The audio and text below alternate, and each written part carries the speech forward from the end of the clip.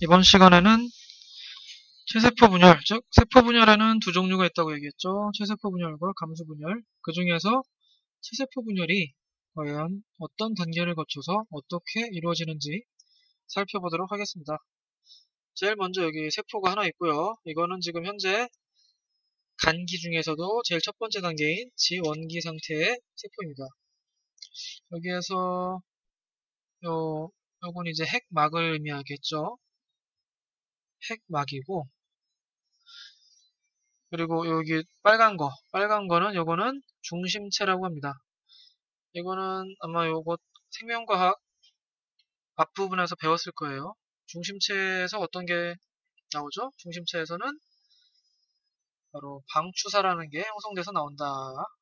이 방추사가 하는 일은 조금 이따가 설명을 드릴게요.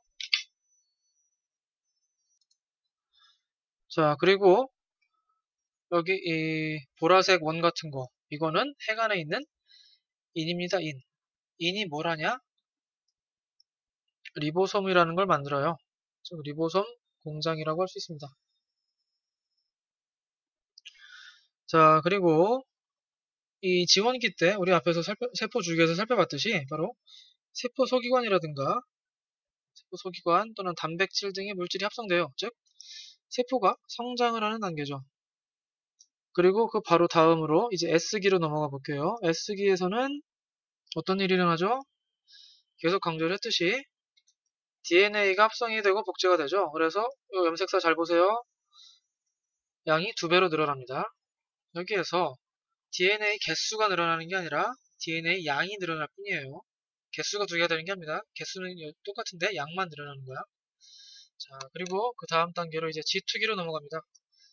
G2기에서는 아까도 세포 주기에서 설명을 했듯이 세포 분열 바로 직전이에요. 그래서 세포 분열을 막바지로 준비를 하는 단계야. 그렇기 때문에 중심체가 복제가 됩니다. 즉 여기 빨간색 중심체 보이시면 이게 하나가 더 늘어나서 2개가 되고, 그리고 역시 마찬가지로 세포가 막바지 성장을 하게 됩니다. 그리고 세포 분열에 필요한 각종 물질이 생성이 돼요. 그리고 바로 이제 분열 준비가 끝났으면 바로 다음부터는 이제 분열기가 되겠죠. 구분을 해보자면 이쪽은 지금 간기일 테고 전기부터는 이제 분열에 돌입하는 분열기가 되겠죠. 자, 분열기 때는 어떤 일이 일어나면 대표적으로 먼저 염색사가 응축이 돼서 염색체가 되죠. 즉 염색사가 응축됨으로 인해서 염색체가 관찰이 돼요. 그 다음 핵막이 사라지고 인이 사라집니다. 다시 한번. 이때 중요한 또 하나의 사건이 핵막과 인이 사라진다는 거예요. 핵막, 인의 소실. 그리고 저 위에 있는 중심체가 양쪽 끝으로 이동을 해요. 중심체의 이동. 그리고 전기 다음이 뭐라고 그랬죠? 중기라고 그랬죠? 아, 그리고 또 하나 전기 때 일어나는 일이 바로 방추사가 형성이 됩니다. 어디에서? 중심체에서. 즉, 중심체에서 방추사가 이렇게 뻗어나와요. 방추사라는 놈이 뻗어나오는데 이 방추사가 뻗어나오게 되면 중심체를 중심체라고 부르지 말고 성상체라고 부릅니다. 방추사가 뻗어나오는 중심체는 우리가 성상체라고 불러요. 그렇기 때문에 중심체가 성상체로 되고, 자, 요게 바로 방추사라는 거 알아두시고,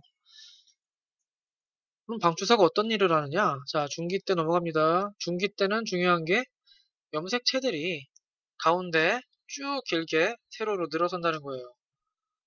염색체들이 이런 식으로 지금은 2개밖에 안 그렸지만 수십 개가 이렇게 쭉 늘어서는 겁니다. 지금 염색체가 중앙에 배열되고 관찰이 바로 용이하다. 그래서 바로 이때 핵형 분석 같은 거 다 하는 겁니다. 그리고 방추사가 바로 동원체에 부착돼요. 염색체 한가운데가 동원체라고 얘기를 했었죠. 이 여기에서 뻗어나온 방추사가 바로 이 동원체에 부착이 되는 겁니다. 동원체에 이렇게 띠 부착이 됩니다. 그리고 후기로 넘어가서 바로 이 가운데 늘어서 있는 염색체가, 염색체는 염색 분체 2개가 붙어 있는 모양이죠. 가운데를 기준으로 양쪽 염색 분체가 양쪽으로 떨어져 나가요. 이런 식으로. 근데 이게 즉 염색 분체 사이가 분리가 됩니다. 근데 어떤 식으로 이게 분리가 될 수 있냐면은 방추사가 짧아짐으로 인해서 얘네들이 방추사를 따라서 양쪽 끝 중심체 쪽으로 이동을 하는 거예요.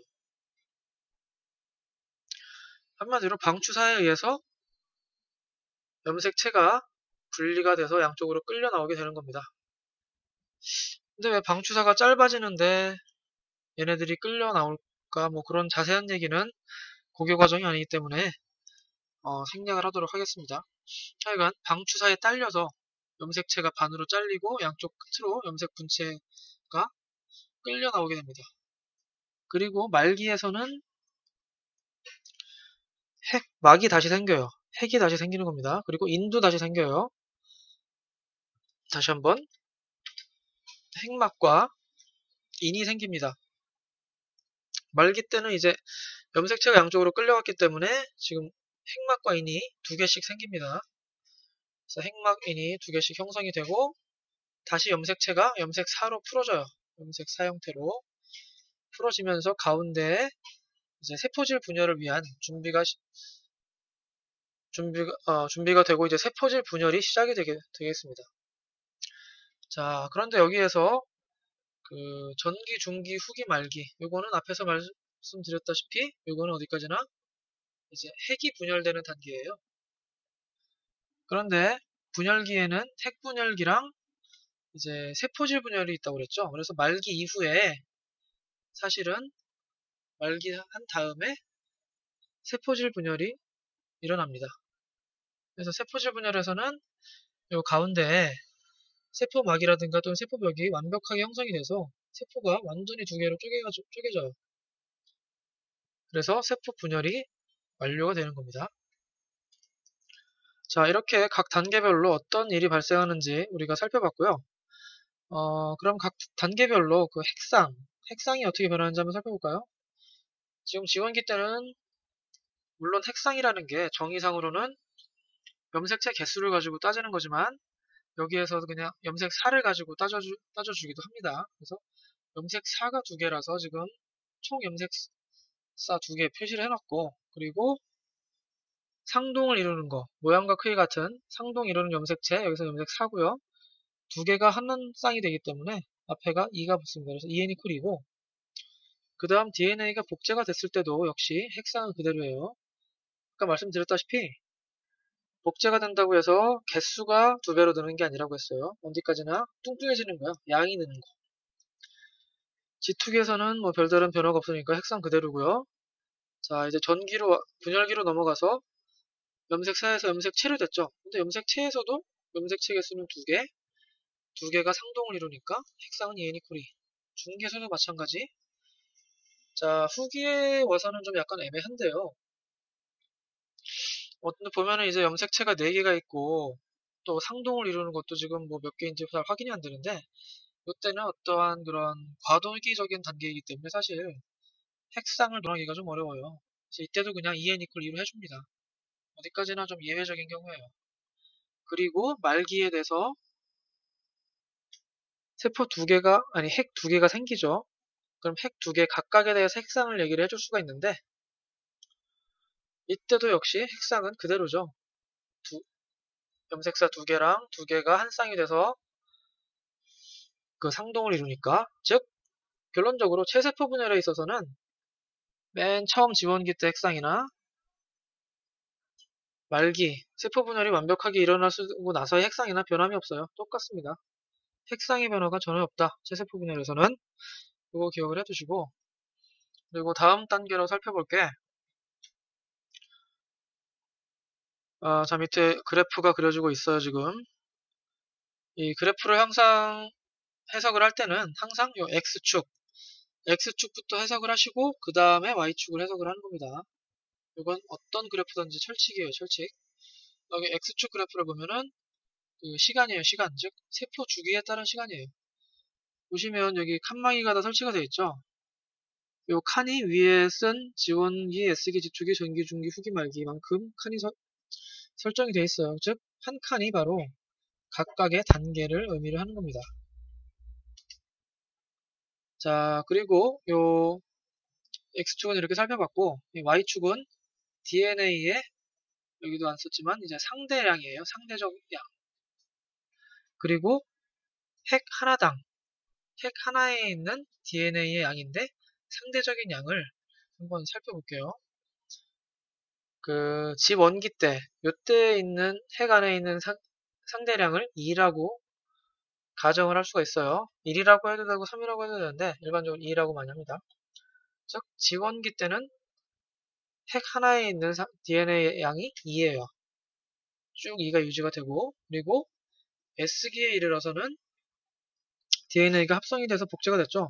정확히 2배로 늘어납니다. 따라서 상대량이 S기를 통해 4까지 쭉 증가를 해요. 그리고 G2기부터 후기, 전기, 중기, 후기, 말기한 중반 때까지 계속 DNA 상대량이 4로 쭉 유지가 됩니다. 그리고 나서 말기에서 다시 2에서 DNA 상대량이 4에서 2로 떨어지게 되는데 어느 순간이냐면은 바로 핵막이 형성되는 순간이에요. 자, 보시면 DNA 이쪽 왼쪽 보시면 DNA 상대량은 상대량인데 핵 하나당이라고 했어요. 즉 말기 때쯤에 가서 핵이 생기면서 핵 하나당 DNA량이 보시는 것처럼 지원기 때처럼 2로 떨어지죠. 즉 분열기 말기에 핵이 생성이 되면서 핵 하나당 DNA 상대량이 지원기와 같은 2로 떨어지고 그대로 또 2인 상태로 지원기까지 유지가 됩니다. 이 그래프가 좀 시험 문제에 자주 출제가 되는 그래프고요. 이렇게 확실하게 이해를 해주시기 바랍니다. 그리고 요때 그리고 시험 문제에서는 뭐 이렇게 전기, 중기, 후기, 말기 이렇게 자세하게 안 나오고요. 그냥 뭉뚱그려서 나와요. 그러니까 분열기 하나로 딱 보고서 분열기 맨 마지막쯤에 이렇게 2로 떨어진다 이렇게 해석을 하시면 됩니다. 자, 그럼 최세포 분열을 살펴봤고요. 여기서 이만 마치도록 하겠습니다.